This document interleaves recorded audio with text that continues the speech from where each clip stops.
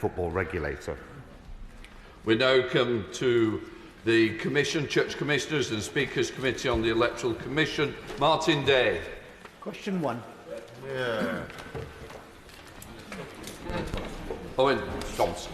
Thank you, Mr Speaker. I thank my honourable friend for the question. The committee discussed the Commission's work to support implementation of voter ID at its public evidence session in March. Transcript of that session is available on the committee's website. The Commission has also published an initial analysis of voter ID at May's local elections in England, saying that further work is required to ensure voter ID does not become a barrier to voting and that elections remain accessible to everyone. The Commission is undertaking further research and will make recommendations for improvement in its full election report to be published in September, and will continue to run public awareness activities and provide guidance for electoral administrators ahead of future elections where voter ID is required. Martin Day. Thank you for that answer. The Commission's interim report indicates that 14,000 people were turned away due to voter ID restrictions in England, and it warned of concerning signs that voters with disabilities, those that were unemployed or those from particular ethnic groups were disproportionately affected. And given that it says 4% of people who didn't vote said it was due to lack of voter ID, what steps have been taken to ensure that hundreds of thousands of voters are not turned away at the next general election? I again thank my honourable friend for that question. It's too soon to draw conclusions about the impact of voter ID on specific groups of people, but the Commission has said that some of the emerging evidence is concerning, with the example that data suggests disabled people and those who are unemployed were more likely than others to give ID as a reason for not voting. Elections should be accessible to everyone, so the Commission is working to build a better understanding of the specific experiences. And as I say, the Commission is undertaking further research and will make recommendations in its full election report to be published in September, and will work with the Government and the electoral community to ensure elections remain accessible to all. Louis French. Question 2, please, Mr Speaker. Lou. Thank you, Mr Speaker. And I'm very pleased to be able to tell my honourable friend that there are 1,100 clergy in training in 2022 to 2023, and that 10.3 million has been given to 25 dioceses to fund more curacy posts, and 4.3 million has been given to 19 dioceses to make sure that clergy leaving training have a post of first responsibility to go to. Louis French. Thank you, Mr Speaker. In Old Bexley and Sidcup, we are fortunate to have many fantastic churches and faith leaders supporting our community. Will my honourable friend join me in saying thank you to them all and congratulating St Mary the Virgin Church and Parish in Bexley Village, which celebrates an incredible 900th anniversary this year? Andrew Salu. Well, I'm delighted that St Mary the Virgin Bexley will be celebrating its 900th anniversary with the Bishop of Rochester in November, and I know that it's a church dedicated to serving its local community with particularly impressive youth work, and I'd like to commend the Reverend Renata Tullow and the Bexley Team Ministry for all the good work which they do, which is noticed and greatly appreciated. We now come to Kevin Brennan. Number 3, please. The Commission regularly publishes guidance for political parties, candidates and non-party campaigners to help them comply with their legal obligations. It recently submitted for ministerial and parliamentary approval draft statutory guidance on digital imprints and a draft code of practice for non-party campaigners. These will support parties and campaigners to understand and prepare for challenges introduced by the Elections Act.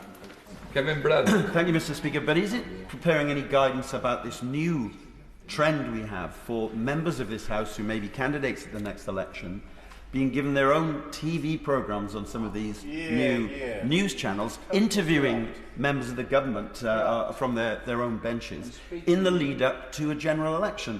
What is the Electoral Commission doing about that? Owen Thompson. I thank the honourable member for his question. It is an excellent question. But the Commission has not discussed these matters with the Commission yet. The committee has not discussed these with the Commission as yet. The Electoral Commission does not have a role in the regulation of political or news programmes, with Ofcom being responsible for regulating broadcasters and providing guidance on impartiality. But I know that if this is an issue that the member wanted to take up further with the Commission, they would be more than happy to meet with them. Or is Chairman? Speaker, can I also say that could the Commission look closely at the fact that members of this House have television programmes. I was invited on a television programme to 2 members of this House, I didn't accept the invitation.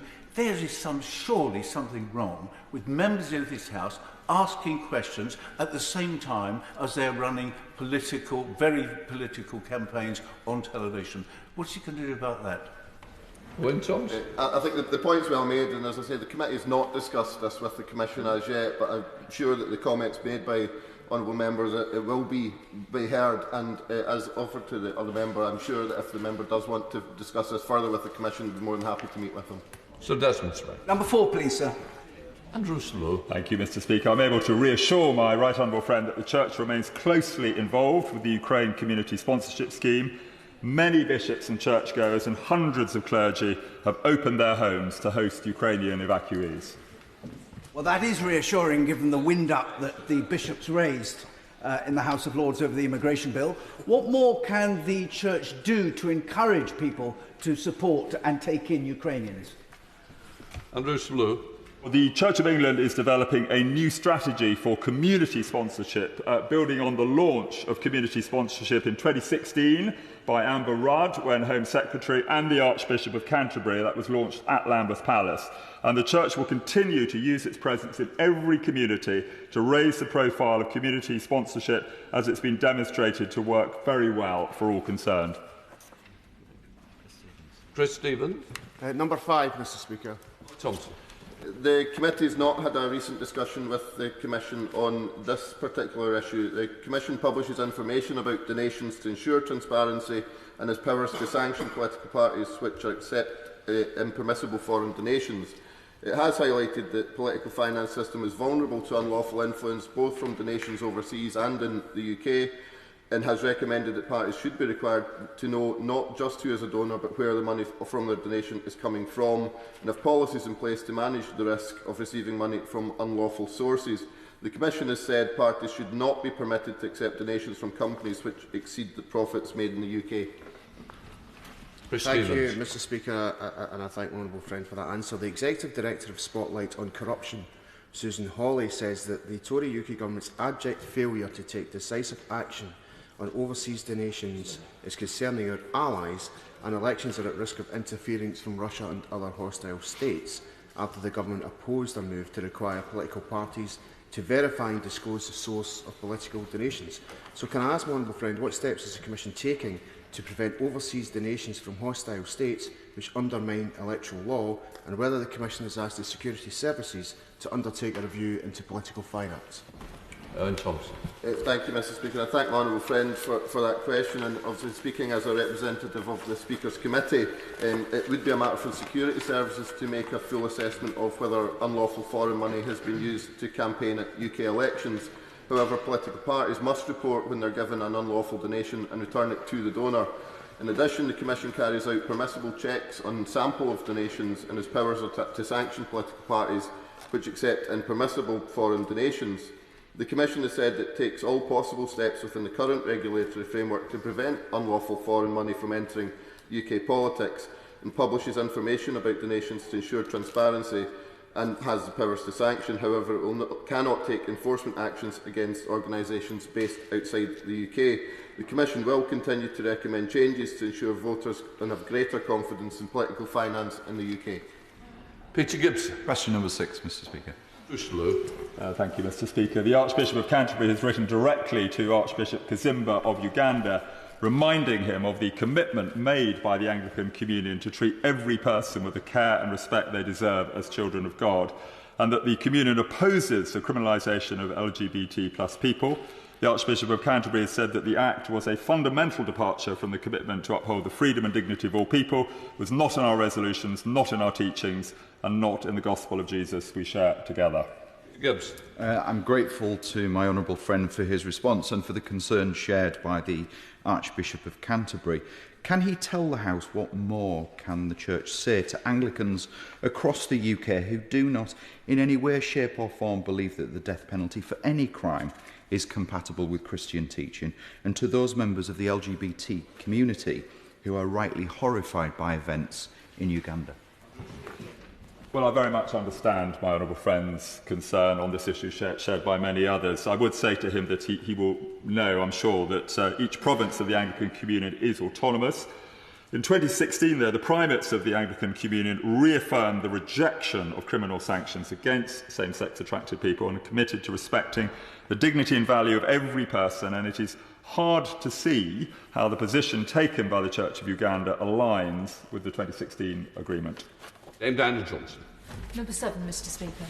Hello. The Church of England is fully committed to all orders of ministry being open equally to all without reference to gender.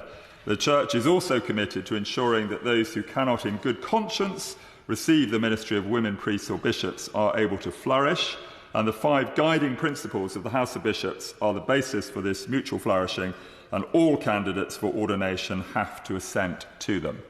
Dame Diana Johnson. It's now 29 years since the first woman priest and 9 years after the first female bishop in our established Church of England.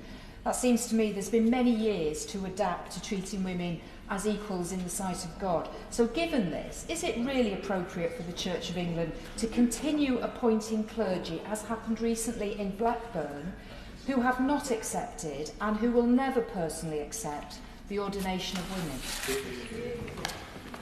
Thank you, Mr. Speaker. And I can tell the Right Honourable Lady that a new body was established last year to review how the 5 guiding principles are being understood, implemented and received in the Church, and that it has a balanced membership of bishops, clergy and laity who reflect all views on these matters. Sir Peter Bottman, Father of the House. I speak as a supporter of Watch the Women and the Church group.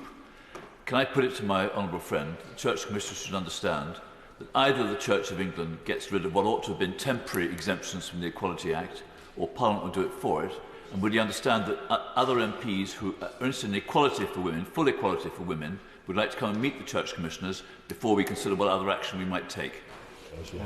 Andrew Selous. Thank you, Mr. Speaker, and I've heard very clearly what my honourable friend, the Father of the House, and indeed the very respected Chair of the Home Affairs Committee have just said. The Church will have heard that as well, and we are, of course, available for meetings at any time. Fiona Bruce. Number 8, Mr. Speaker. Right, there's something down the back here.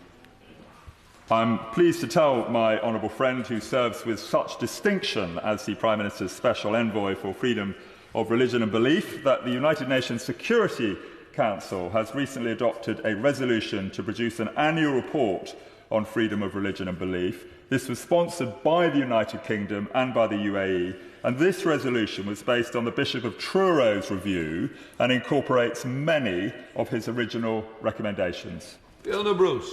Thank you, and that is indeed a very positive development.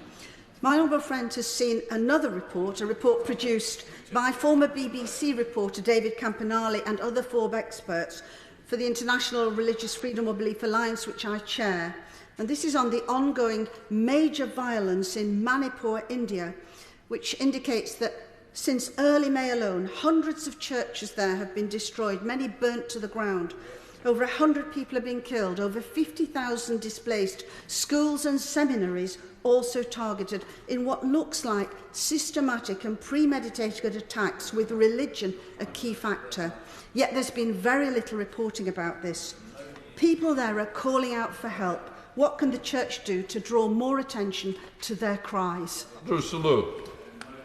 Well, my honourable friend has done a great service by putting this matter on the record in this House this morning, and I'm sure, as she said, that she, like me, would like to see much greater reporting of these issues by the BBC and others. And what she's told us is truly shocking.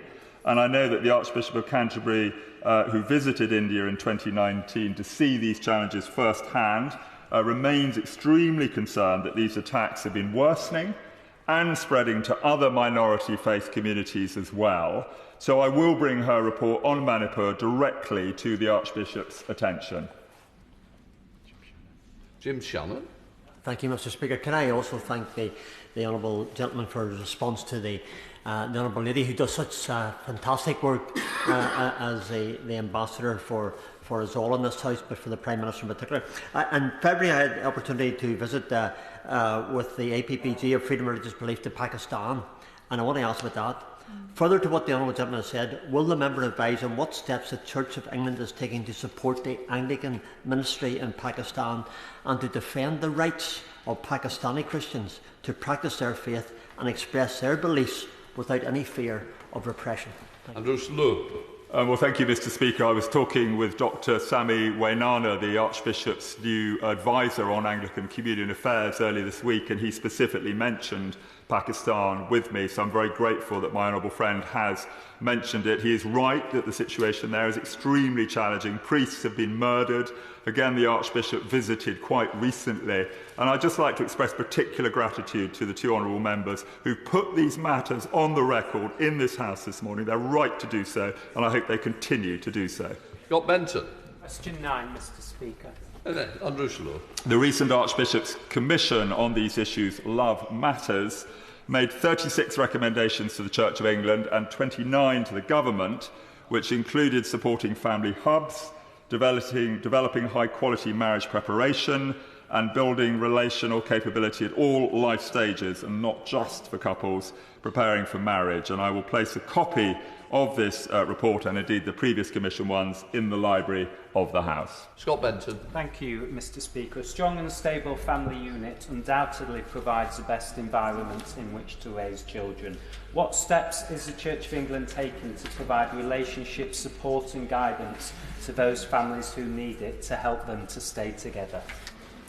Andrew Slow. Well, thank you, Mr. Speaker, and this is a really important question from my honourable friend, as the Children's Commissioner has pointed out that almost a quarter of UK families are headed by a lone parent, compared with an average of an eighth in Europe. And I know that the Bishop of Durham, who co-chaired the Commission, wants to see every deanery in the Church of England offering the very best marriage preparation to all couples, and for the Church to support these relationships at every life stage.